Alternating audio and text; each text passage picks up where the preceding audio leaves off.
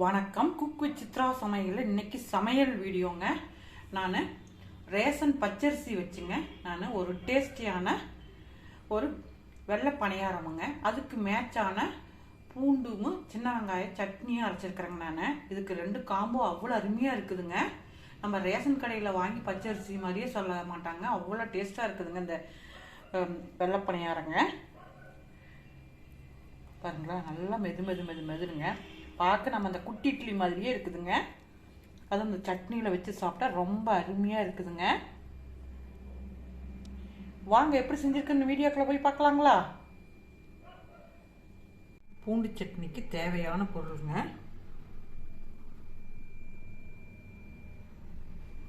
இப்போ ஒரு mixie jar எடுத்துங்க. நான்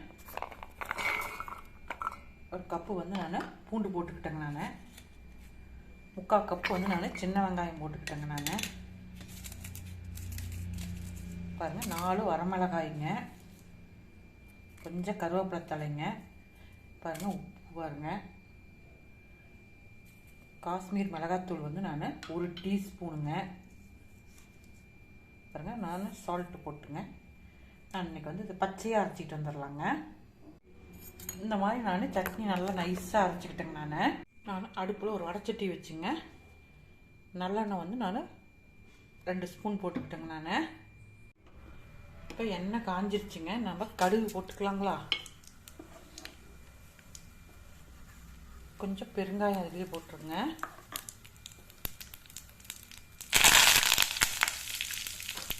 நம்ம பச்சையாக அரைச்சி வச்சோமில்லங்க, சட்னியை ஊற்றிக்கலாங்க. இது நம்ம நல்லா பச்சை வாசம் போக மட்டும் இந்த சட்னி நம்ம நல்லா வதக்கி எடுக்கணுங்க. நம்மளுடைய பூண்டு சின்ன வெங்காய சட்னி ரெடி ஆயிடுச்சுங்க. சூப்பராக இருக்குங்க இந்த சட்னிங்க. நான் ரேஷன் பச்சரிசிங்க நான் 1 கப்பு எடுத்துருக்குங்க. 8 மணி நேரம் நல்லா ஊற வச்சு கழுவி வச்சுருக்கிறேங்க. நான் ஒரு மிக்ஸி ஜார் எடுத்துங்க. நான் அரிசி போட்டுட்டுங்க. நான் அதுலேயே ஒரு 1/2 கப்பு நான் தேங்காய்ங்க, 1/2 கப்பு நானுங்க சாதங்க. நீங்கள் வடித்த சாதமாக இருந்தாலும் சரி, குக்கர் சாதமாக இருந்தாலும் எது இருந்தாலுங்க சாதம் போட்டுக்குங்க.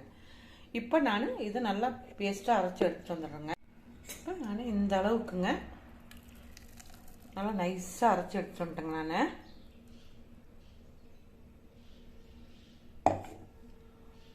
இதுக்கு நம்ம தேவையான சால்ட் போட்டுக்கலாங்க.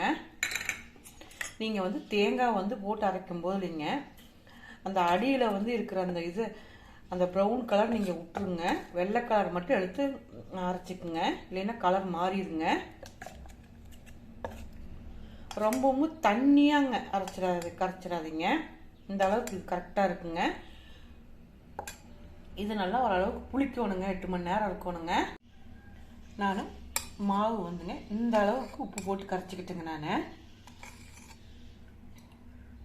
நீங்கள் ரொம்பவும் தண்ணியாக கரைச்சிடாதீங்க.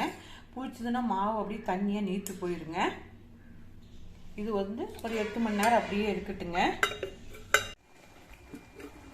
நம்ம நல்லா வெள்ளை பணியாரத்துக்கு நல்லா அரைச்ச மாவு பாருங்கள், நல்லா புளிச்சிருச்சுங்க.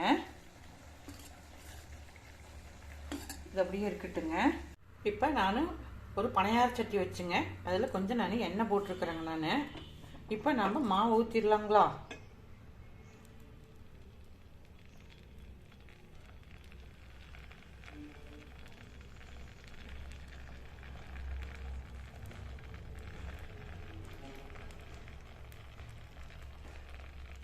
நான் பணியாரம் இந்த மாதிரி நான் ஊற்றிக்கிட்டேங்க. நான் கொஞ்சம் நேரம் அப்படியே இருக்கட்டுங்க. இப்போ நம்ம திருப்பி விடலாங்களா? நம்மளுடைய வெள்ளை பணியாரம் சூப்பராக வந்துருக்குங்க. இந்த மாதிரி நான் நல்லா திருப்பி விட்டுக்கிட்டேங்க. நான் கொஞ்சம் நேரம் அப்படியே வேகட்டுங்க. நம்மளுடைய வெள்ளை பணியாரம் ரெடி ஆகிடுச்சு. எடுத்துடலாங்களா? பாருங்க,